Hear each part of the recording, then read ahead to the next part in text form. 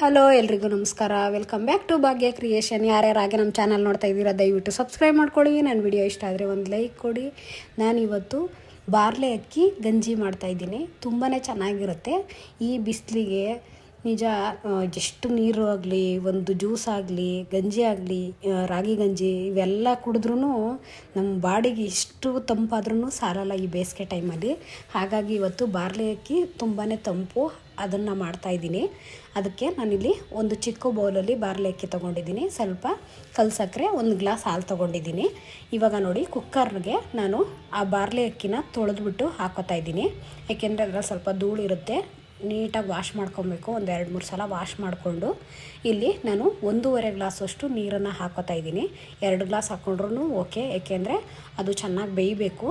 ತುಂಬ ಲೇಟ್ ಆಗುತ್ತೆ ಪಾತ್ರೆಯಲ್ಲಿ ಹಾಗೆ ಬೇಯಿಸೋಕೋದ್ರೆ ತುಂಬ ಲೇಟ್ ಆಗುತ್ತೆ.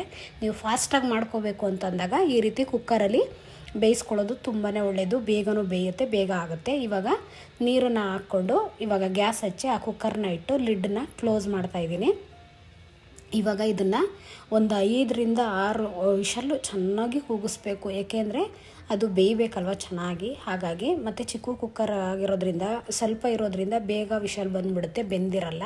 ಹಾಗಾಗಿ ತುಂಬ ವಿಷಲ್ ಕೂಗಿಸಿ ಚೆನ್ನಾಗಿ ಬೇಯಿಸ್ಕೋಬೇಕು. ನೋಡಿ, ಈ ರೀತಿ 1.5 ಗ್ಲಾಸ್ ನೀರು ಹಾಕಿದೆ. ನೋಡಿ ಯಾವ ರೀತಿ ಗಂಜಿ ಟೈಪೇ ಆಗಿದೆ.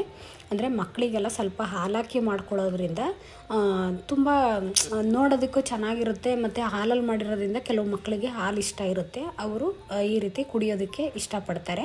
ಮತ್ತು ದೊಡ್ಡವ್ರಿಗೂ ಅಷ್ಟೇ ಇಷ್ಟ ಆಗುತ್ತೆ, ಟೇಸ್ಟು ಚೆನ್ನಾಗಿರುತ್ತೆ ಸ್ವಲ್ಪ ಹಾಲು ಹಾಕಿದ್ರೆ. ಹಾಗಾಗಿ ನೋಡಿ ಈ ರೀತಿ ಬೆಂದಿದೆ. ಅದಕ್ಕೆ ನಾನು ಹಾಲು ಹಾಕಿದ್ದೀನಿ. ನೀವು ಇನ್ನೂ ಬೇಕು ಅಂದರೆ ಸ್ವಲ್ಪ ಬೇಯಿಸ್ಕೋಬೋದು. ಇಲ್ಲಿ ನಾನು ಕಲ್ ಸಕ್ಕರೆನ ಯೂಸ್ ಮಾಡ್ತಾಯಿದ್ದೀನಿ, ಏಕೆಂದರೆ ದೇಹಕ್ಕೆ ಕಲ್ ಸಕ್ಕರೆನೂ ತುಂಬಾ ಒಳ್ಳೆಯದು. ಬೇಸಿಗೆ ಆಗಿರೋದ್ರಿಂದ ನಾವು ಆದಷ್ಟು ತಂಪಾಗಿರೋ ಅಂಥ ಆಹಾರನ ಸೇವನೆ ಮಾಡೋದು ತುಂಬಾ ಒಳ್ಳೆಯದು. ಮತ್ತು ಲಿಕ್ವಿಡ್ ಐಟಮ್ ಜಾಸ್ತಿ ತಗೋಬೇಕಾಗುತ್ತೆ. ಅದಕ್ಕೆ ಈ ರೀತಿ ಎಲ್ಲ ಮಾಡಿಕೊಂಡು ಕುಡಿತಾ ಇರಬೇಕು.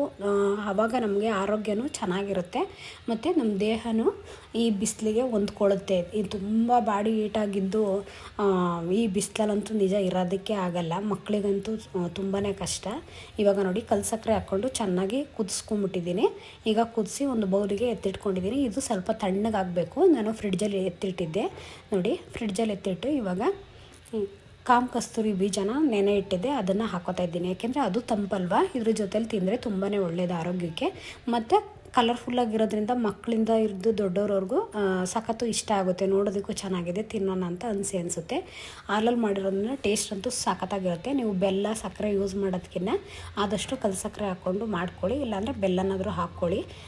ಬಟ್ ಸಕ್ಕರೆ ಅಂತೂ ಬೇಡ.